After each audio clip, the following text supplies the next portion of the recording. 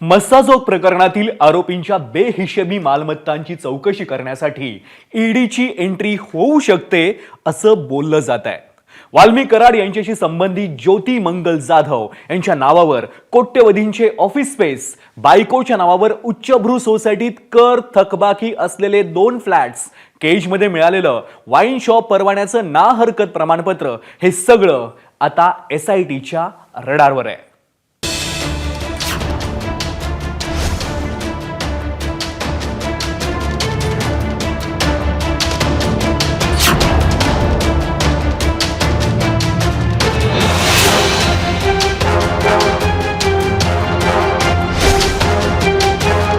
खंडणी प्रकरणामध्ये CIDच्या अटकेत असलेल्या आणि मस्साजोग सरपंच हत्या प्रकरणामध्ये मकोका लागलेल्या वाल्मिक कराडची संपत्ती सध्या चर्चेत आहे।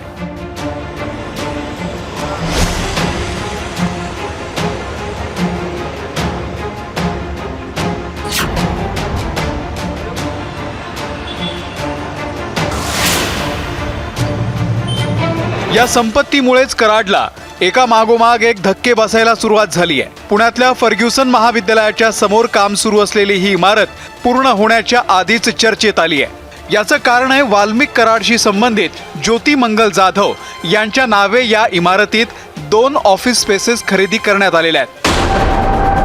या इमारतीच्या 6व्या मजल्यावरती 610C हे दुकान ज्योती मंगल जाधव यांनी खरेदी केलंय। या दुकानाचं क्षेत्रफळ आहे 492 स्क्वेअर फूट।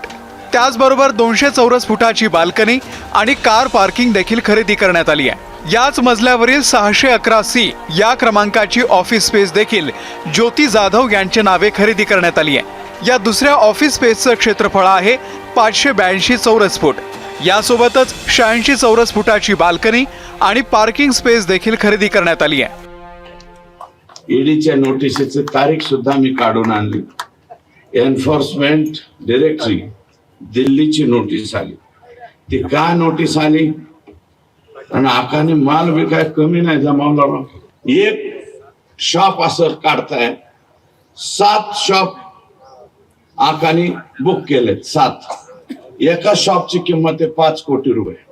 आणि आकांचं दुसरी पत्नी ह्या ज्या जाधव आहेत ना, त्या त्यांच्या दुसऱ्या पत्नी आहेत, त्यांच्या नावावर 3 शॉप आहे आणि वाल्मिक आका यांच्या नावावर 40 कोटीचे त्यांचे फ्लॅट। एक शॉपची किंमत 5 कोटी रुपये। अमिनोरा पार्क, अँड्रोना टावर, मगरपट्टा, हडपसर इथं एक फ्लॅटची किंमत आहे 15 करोड रुपये। त्यांनी टोटल फ्लॉवरच घेतला, म्हणजे फ्लॉवर एकच फ्लोअर घेतला अख्खा, आणि तो फ्लोअर कोणाच्या नावावर आहे? वाल्मिक अण्णाच्या ड्रायव्हरच्या नावावर, आणि त्याची किंमत होती 75 कोटी रुपये। या इमारतीत मालमत्ता खरेदी करताना ज्योती मंगल जाधव यांनी त्यांचा मूळ पत्ता दिलाय तो अहमदनगरचा, मात्र त्यांचा पुण्यात देखील फ्लॅट आहे। आणि वाल्मिक कराड जेव्हा फरार झाला तेव्हा त्यांच्या पुण्यातील याच फ्लॅटवरती राहिल्याची माहिती आहे। आणि आता या इमारतीमध्ये ज्योती मंगल जाधव यांच्या नावाने कोट्यवधी रुपये खर्च करून मालमत्ता खरेदी करण्यात आल्याचं समोर आलंय। आणि त्यातूनच प्रश्न उपस्थित होतोय की वाल्मिक कराड आणि ज्योती मंगल जाधव यांचे संबंध नक्की काय आहेत। वाल्मिक कराड आणि मंजिली कराड या दोघांच्या नावे पिंपरी चिंचवडच्या पार्क स्ट्रीट या उच्चभ्रू सोसायटीमध्ये फ्लॅट आहे। 16 जून 2021ला या फ्लॅटची नोंदणी झाली आहे। मात्र तेव्हापासून वाल्मिक कराडनं 1,55,444 रुपयांचा मिळकत कर थकवलेला आहे। 21 नोव्हेंबर 2024ला पालिकेनं वाल्मिक कराडला नोटीसही धाडलेली आहे। कर भरला नाही तर हा फ्लॅट सील केला जाईल आणि नंतर त्याचा लिलावही करण्यात येईल। सदरच्या मालमत्ताधारकाला आपण जप्त आदेशपत्र बजावण्यात आलेलं आहे आणि त्यांना आपण 21 दिवसाचा पिरियड दिलेला आहे। हा 21 दिवसाचा पण पिरियड संपलेला आहे। आपण वारंवार मालमत्ताधारकांना फोनद्वारे SMS द्वारे आवाहन करतो की जर आपले मालमत्ताधारकाची जर थकबाकी असेल तर ती महानगरपालिकेकडे आपण जमा करावी। त्याप्रमाणे यांना सुद्धा आवाहन करण्यात आलेलं आहे आणि आवाहन करून जर त्यांनी भरलेली नसेल तर सदरची मालमत्ता सील करण्यात येईल आणि सील केल्यानंतर आपण आता त्या मालमत्तेचा लिलावाची पुढची प्रक्रियेला सुद्धा घेत असतो। यासोबतच वाल्मिक कराडला तिसरा धक्का बसला।